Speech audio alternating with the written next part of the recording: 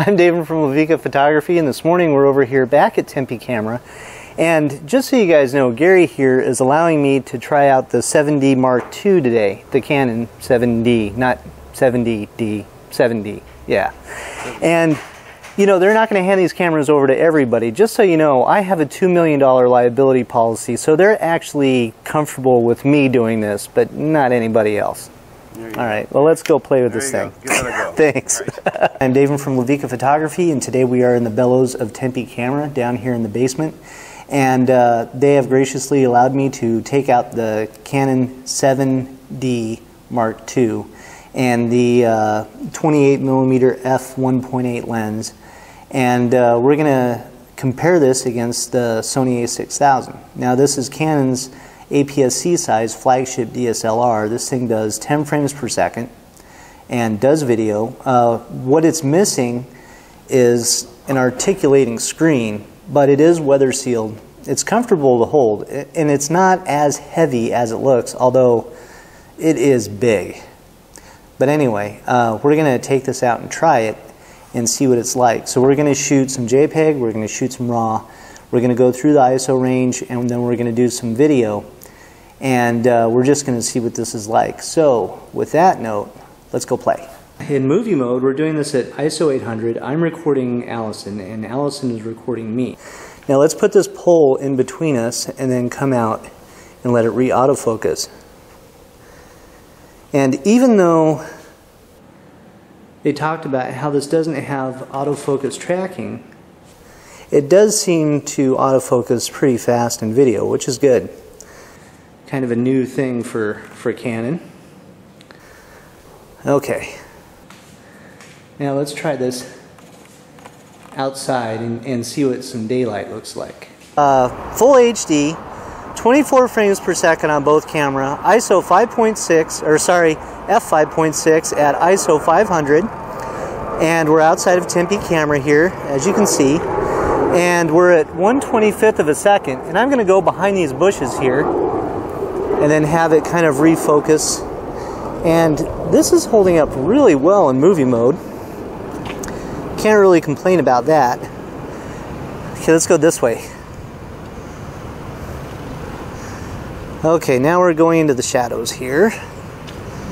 Now, I personally like the fact that this is kind of a first for Canon here. You can change the shutter speed on both cameras as we're shooting video. So go ahead and crank yours down to 500 for the shutter speed.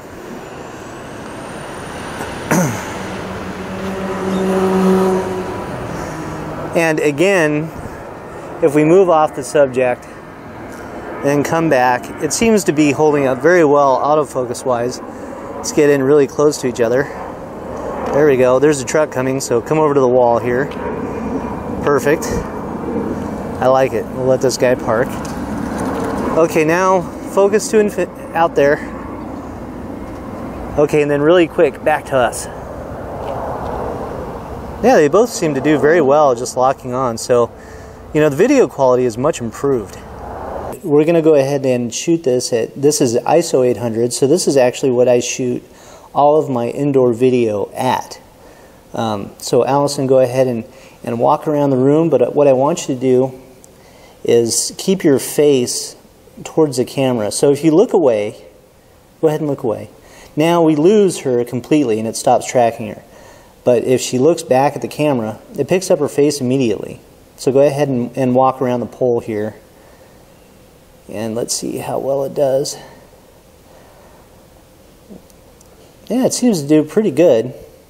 Okay, Gary, thanks for letting us take this thing out and around. Right. And hope you enjoyed it. It actually did really better, a lot better than I thought it did. Okay. The face tracking on this was actually pretty good. Mm-hmm. Yeah, but now we have to go to the lab and see how all the RAW and video and all that stuff turned out and come up with a conclusion. But okay, overall pretty good. Yeah. Oh, the one thing that I forgot to test. There we go. That's what we were looking for. Yeah, 10 frames per second. That's pretty good. All right, so we'll see how that turns out. Okay. Should be good though. All right. Thanks very much. I liked it. That lens, for being such an old design, that did good. Actually, this is a new design. Is it really? Yeah, this is one of the newer ones. Yeah, it's a 1.8. They had a 2.8. Oh, that's right. Years. Okay, yeah. So the 1.8 is the current. One. All right, so just so you guys know, the f1.8 is the current USM lens, Right. but they look identical, especially to the older design with the gold and everything. Right. Yeah, and that just justifies that it's not L-glass, but it is ultrasonic motor focusing. Right. But I guess the 1.8. The 1.8 is at least more. Yeah, and this lens is only for APS-C size then? No, it's an EF. It's Oh, so it'll do full frame. Oh, that's good. Right. Yeah, that's not bad for $500. Right. Okay. All right, well, let's see what that thing does. All Thank right. you, sir. All right. I appreciate it. F5.6, 125th of a second at ISO 100, and both shot in manual mode. Both shot on standard settings, and both shot with auto white balance. Okay, so right off the bat, you can see that the Canon picture has a redder hue to it. And this is a very well-known, well-documented thing about Canon. And the way that they work is that they have a tendency to set the white balance towards something that's more visually pleasing than what's actually there. And the Sony, realistically, is probably a little bit more real as to what the color was. But the Sony is the Canon's a very nice contrasty color. So you can't really complain about that. You know, it makes for a pleasing photo. But this has been a thing with Canon since the 5D. Actually, since the first digital Rebel that I can remember. They've always had this kind of side to it. Okay, so let's look at shadows. Alright, so again with the Sony a6000 you have these cool shadows through here, and on the Canon 7D Mark II you've got warmer shadows. Again, very pleasing to the eye, but not necessarily what was going on. The Sony side is actually more like what you would see in shadow detail. It's usually cooler. And let's go up to the apartment here at the top and just take a quick look at that. And you can see that overall this exposure seems to be a little bit more normal, whereas this one's slightly warmer. Now these were exposed at the same settings, and the Canon image has more contrast, and this is very typical of Canon. And it also seems to be slightly darker. If you just look at the blacks, it looks like it's about a half a step darker, and this is also very typical of Canon in general, always has been. Okay, so let's bounce ahead here. Now what I did was I converted these raw files to one that was unchanged, what you're looking at now, and then one that's 2 stops darker on both ends, and this allows us to see the actual dynamic range detail.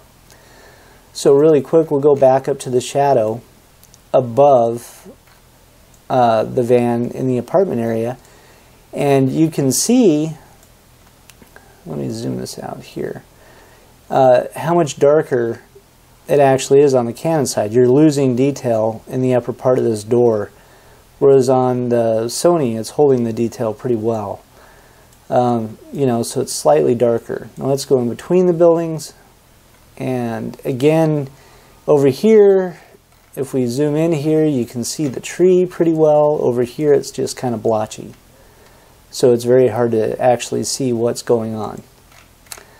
Okay, so again, this has more detail in the shadows than it does. The Sony has more details in the shadows than the Canon. Okay, so let's zoom out here and zoom back in on the wheel. We'll do the same thing here. Okay, so right about there. Now you can automatically see, just overall, you can see more information on the Sony side. And the Sony actually looks like it's less contrasty, but that's because there's just more information there.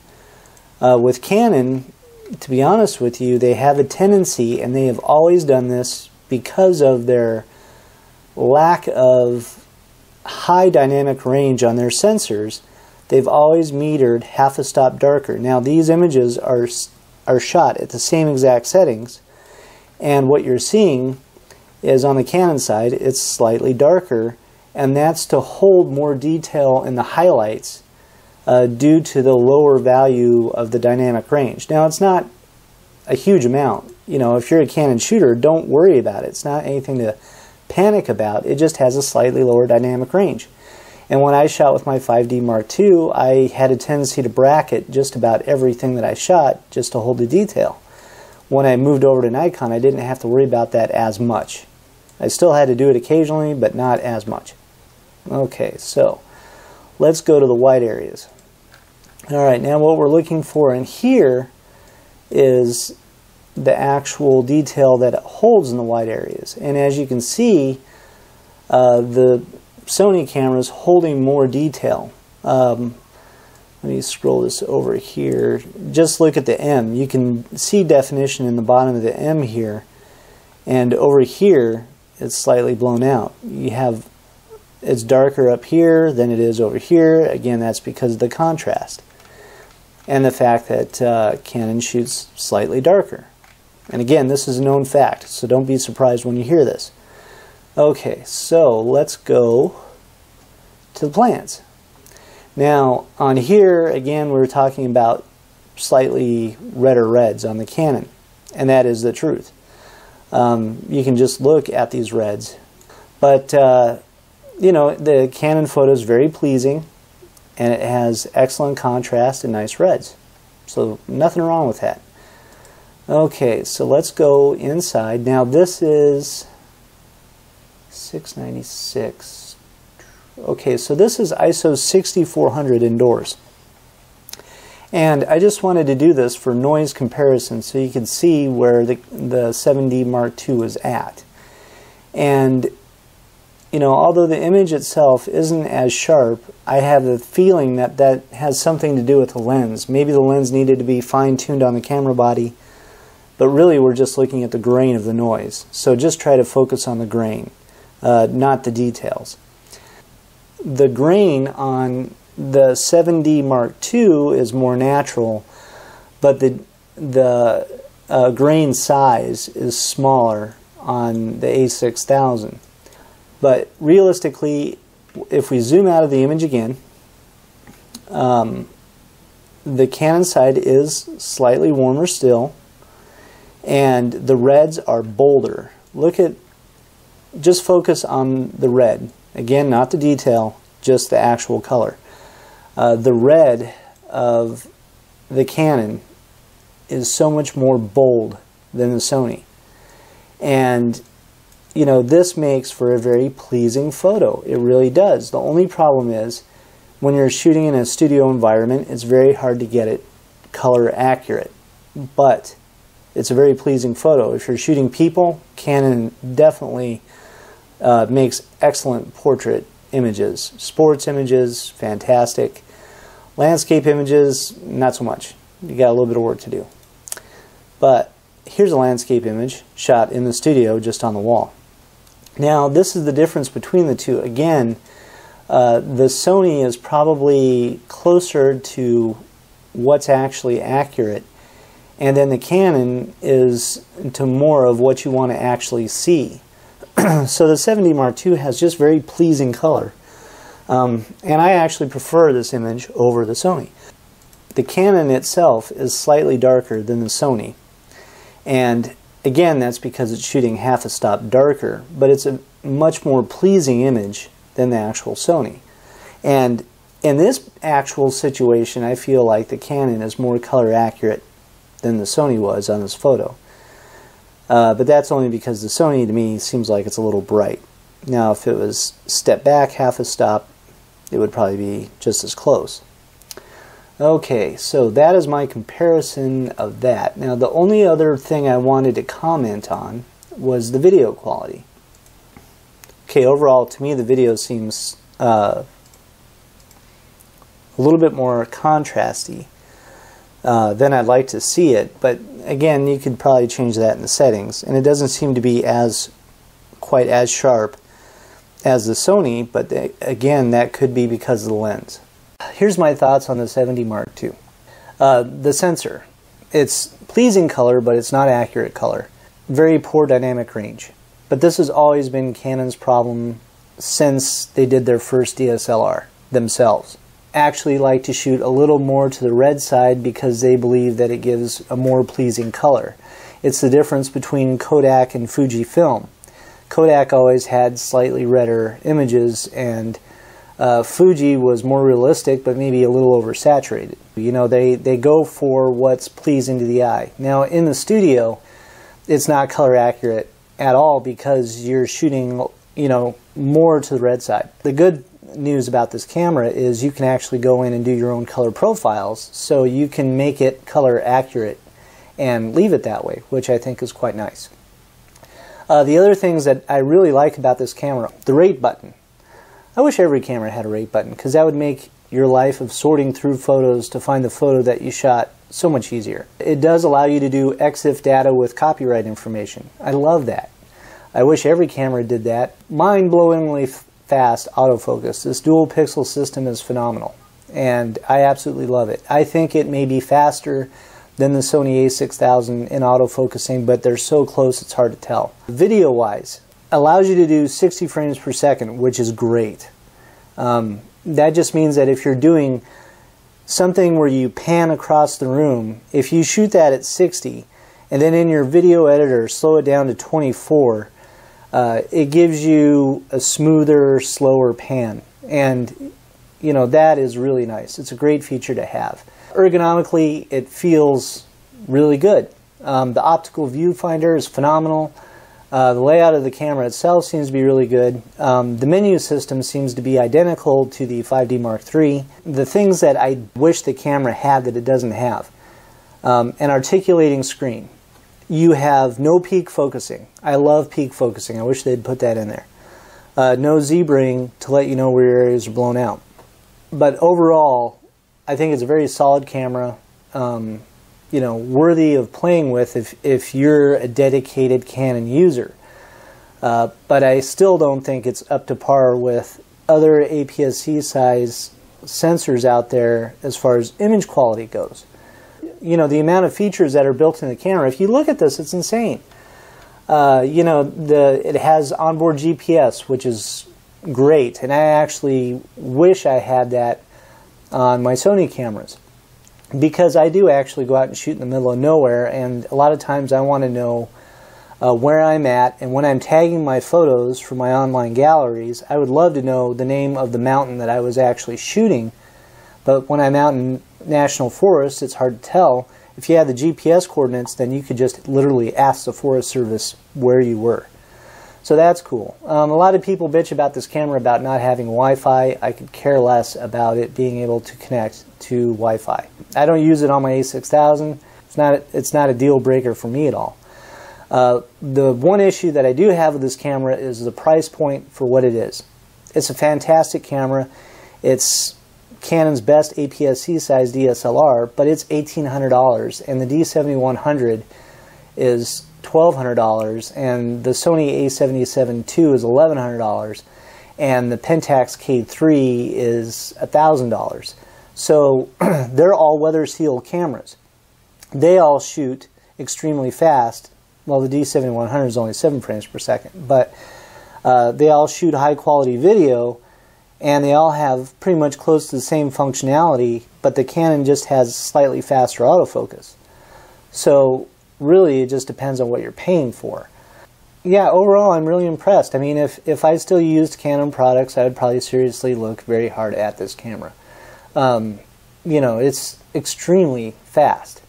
It's a great sports and wedding and event people camera. If you're somebody that likes to shoot pets, weddings, kids, any kind of outdoor sports, you know, doesn't do much studio work, then this camera is so for you.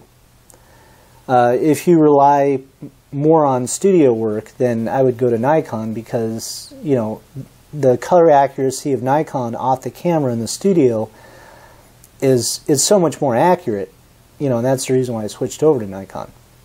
But realistically, I still like Canons because you can put any lens on the planet on there without a magnified adapter. The only thing that you can't put on there that still requires a magnified adapter is Canon's own FD glass. So, you know, with that being said, they're still extremely versatile, you know, and they have huge support. Now, the last thing I want to mention is Canon support. 90% of the time, I have more than 2 cameras on me and I'm out in the field. Most people don't have the capability of having 2 cameras, they have 1. So, what happens when you break your camera? Now, I have had numerous occasions where I've had to use Canon support in the past, from me dropping my cameras down flights of stairs, you know, that sort of thing. Shooting in the back of vehicles and accidentally dropping the camera as I'm doing the photo shoot. Yeah, that happened. But the nice thing about Canon is their actual service support is phenomenal. You send the camera back to them, no questions asked, they get it taken care of. And don't forget, here at Tempe Camera, they can do the majority of any Canon repairs in-house with a really fast turnaround. You can't do that with Sony. Nikon is the same way. You know, they used to have in-house support facilities and they pulled those. So now you're stuck with sending it to a US location and then hoping that you get it back at some point. Everybody talks about L glass. Now, I have used every lens that Canon made up to 5 years ago when I stopped using them.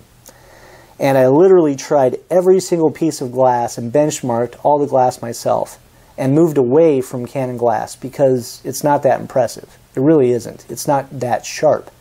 But the new lenses that are coming out have really piqued my interest. And, you know, even though in the photo comparison that I did, what I didn't see was the sharpness coming out of this 28mm f1.8. But what I did do is I went online and actually looked at the reviews of the lens, and the reviews are actually very good. So what I'm going to do is I'm going to go back and manually focus the lens and see if maybe it's just an issue with AF fine-tuning that needs to be done on this particular lens. But these new primes that Canon's coming out with, the price points are actually very good. So, you know, we're going to take a really good close look at their glass. The 7D Mark II, I think, is the best Canon camera yet, aside from the 1DX. So, there you go. I hope you guys enjoy this review. Give me a thumbs up, leave a comment. There's a support this channel button on our channel page if you guys want to make a donation. Other than that, I hope you guys have a good day, and I'll talk to you later.